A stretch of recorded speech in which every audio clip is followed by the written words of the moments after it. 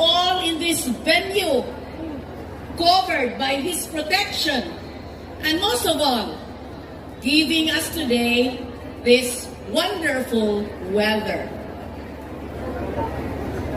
I would like to thank the Municipal Mayor of Siocon, Honorable Cesar Soriano, for being so brave in hosting this ZIPRA.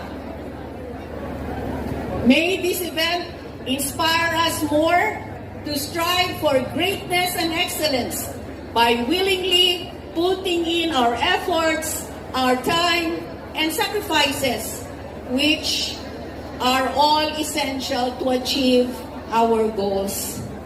Thank you, and may God bless us all.